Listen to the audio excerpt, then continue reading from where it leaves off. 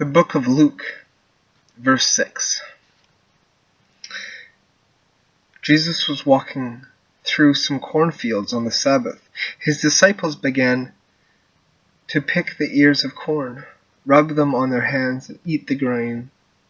Some Pharisees asked, "Why are you doing what the law says you cannot do on the Sabbath?" Jesus answered them, "Haven't you read what David did when he and his men were hungry? He went into the house of God and took the bread offered to God, ate it, and gave it also to his men. Yet it is against the law for anyone except for priests to eat that bread." And Jesus concluded, "The Son of Man is Lord of the Sabbath." On another Sabbath, Jesus went into the synagogue and taught. A man was there whose right hand was paralyzed. Some teachers of the law and some Pharisees wanted reason to accuse Jesus of doing wrong. So they watched him closely to see if he would heal on the Sabbath. But Jesus knew their thoughts and said to the man, "Stand up, come here to the front." The man got up and stood there. Jesus said to them, "I ask you, what does our law allow us to do on the Sabbath? To help or to harm? To save a man's life or destroy it?" He looked around at them. Then he said to the man, "Stretch out your hand." So he did so, and his hand became well again. They were filled with rage and began to discuss amongst themselves what they could do to Jesus. At the time, Jesus went up a hill to pray and spent the whole night there praying to God. When day came, he called his disciples to him and chose 12 of them, whom he named apostles: Simon,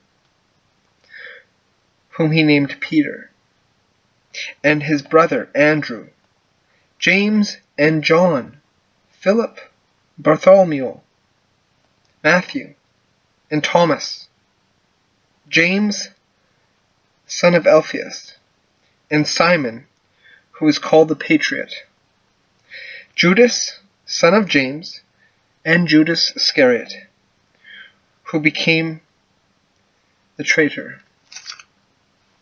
When Jesus had come down from the hill with the apostles, he stood on a level place with a large number of his disciples.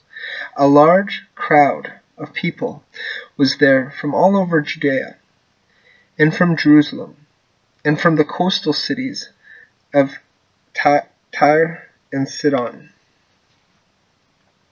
They had come to hear him and to be healed of their diseases. Those who were troubled by evil spirits also came and were healed. All the people tried to touch him, for power was going out from him and healing them all. Jesus looked at his disciples and said, "Happy are the poor," or "Happy are you poor. The kingdom of God is yours. Happy are you who are hungry now. You will be filled. Happy are you who weep now. You will laugh. Happy are you who, when people hate you and reject you and insult you and say that you are evil, all because of the Son of Man. Be glad when that happens. Dance for joy, because a great reward is kept for you in heaven. For their ancestors did the very same thing to the prophets. But how terrible for you who are rich now. You have had your easy life. How terrible for you who are full now. You will go hungry. How terrible for you who laugh now. You will mourn and weep. How terrible when all people speak well of you. Their ancestors said the very same thing about the false prophets. But I tell you who hear me, Love your enemies. Do good to those who hate you. Bless those who curse you. Pray for those who ill-treat you. If anyone hits you on the cheek, let him hit the other one too. If someone takes your coat, let him have your shirt as well. Give to everyone who asks you for something. And when someone takes what is yours, do not ask for it back. Do for others just what you want them to do for you.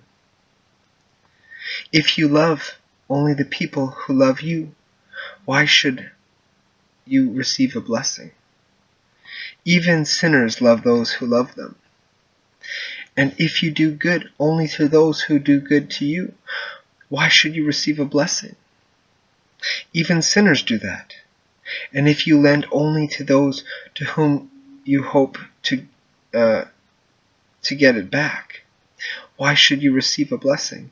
Even sinners lend to sinners to get back the same amount. No. Love your enemies and do good to them. Lend and expect nothing back. You will then have a great reward, and you will be sons of the Most High God. For He is good to the ungrateful and the wicked. Be merciful, just as your Father is merciful. Do not judge others, and God will not judge you. Do not condemn others, and God will not condemn you. Forgive others, and God will forgive you. Give to others, and God will give to you. Indeed, you will receive a full measure, a generous helping, poured into your hands, all that you can hold. The measure you use for others is the one that God will use for you. And Jesus told them this parable. One blind man cannot lead another one. If he does, both will fall into a ditch. No pupil is greater than his teacher, but every pupil, when he has completed his training, will be like his teacher. Why do you look at the speck in your brother's eye, but pay no attention to the log in your own eye? How can you say to your brother, "Please, brother, let me take that speck out of your eye," yet cannot see the log in your own eye? You hypocrite! First take the log out of your own eye, and then you will be able to see clearly to take the speck out of your brother's eye.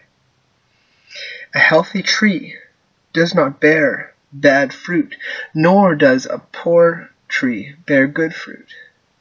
Every tree is known by its fruit it bears. You do not pick figs from thorn bushes, or rather grapes from bramble bushes. A good person brings good out of the treasure of good things in his heart. A bad person brings bad out of his treasure of bad things. For the mouth speaks what the heart is full of.